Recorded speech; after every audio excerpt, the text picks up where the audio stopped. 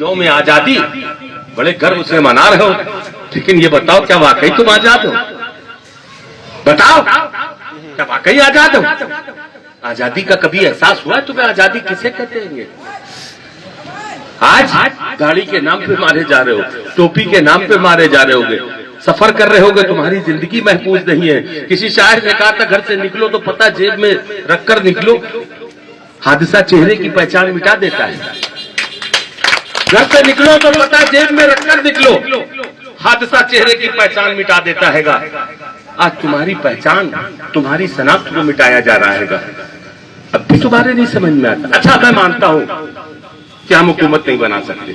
मैंने कब कहा कि हम हुकूमत बनाएंगे? मैंने कहा हम अपने 50 जिता सकते हैं, 30 जिता सकते हैं। हम 30 विधायक मेरे भी जीत के जाएंगे, हम कुछ नहीं करेंगे। लेकिन खुदा की कसम अगर मेरे खिलाफ कोई बिल आएगा, कम से कम एहतजाज तो हम कर सकेंगे, हम बोल तो सकेंगे, दुनिया जान तो लेगी कि मुसलमानों के साथ क्या हो रहा है, जान तो सकेगी। आज हमें दलीलें दी जाती हैंगी, अरे यार वो सही तो है, सड़कों पे तो नमाज नहीं पढ़नी चाहिए। ये कभी और नया कानून आ रहा है, जुमे की नमाज सड़कों पे नहीं पढ़ पाओगे। आ गया अखबार में था, हमारा भाई कहता है बात तो सही है यार, अब ये क्या आएगा रास्ते में, कितनी देर के लिए रास्ता रुकता है, कितनी देर के लिए हम पढ़ते हैं और क्यों पढ़ते हैं? अगर मस्जिद में इतनी जगह होगी तो हम क्यों सड़क पे पड़ेंगे? अगर हम मस्जिद बना रहे तो हमें मस्जिद बनाने नहीं दी जा रही, जो मस्जिदें हैं उनको बंद कराया जा रहा है। तुम्हारे खिलाफ साजिश पे साजिश हो रही है, साजिश पे साजिश हो रही है। अच्छा ये बताओ, मैंने मान लिया कि भारतीय जनता पार्टी आरएसएस तुम्हारी दुश्मन है, लेकिन इसको इतना ताकतवर किसने बनाया? आज ये इतनी ताकतवर कैसे हो गई कि पूरे देश में छा गई? 1975 तक 2 सीट से ज्यादा कभी जब तक नहीं जीती। एक अटल बिहारी वाजपेयी की सीट जीती थी, एक पंजाब बघेल की। जब बघेल मर गए उसके बाद अडवाणी आ गए, तो एक अटल की एक अडवाणी की 2 सीटें जीती थी 1975 तक। 1975 में इमरजेंसी लगाई इंदिरा गांधी ने, सारे नेता जितने थे कांग्रेस के खिलाफ खड़े हुए और उन्होंने एक महाज तैयार किया जनता पार्टी के नाम से। उस जनता पार्टी में आरएसएस भी घुस गई, जनसंघ भी घुस गई। 75 तक उसको अछूत बना के रखा था, पंगत में उसको कोई नहीं बैठाता था कि इनकी विचारधारा इस मुल्क के लिए खतरनाक है, इनकी विचारधारा इस मुल्क के लिए अच्छी नहीं है, ये मुल्क को तबाह कर देगी। उनको हमने अछूत समझा था, वो कभी भी सक्सेस नहीं हो पाई। लेकिन जब 1975 में जनता पार्टी बनी और 77 में चुनाव हुआ, ये सब एक ही पंगत में खाया। कांग्रेस के खिलाफ चुनाव हुआ, कांग्रेस बुरी तरह हार गई, ये सत्ता में आ गए।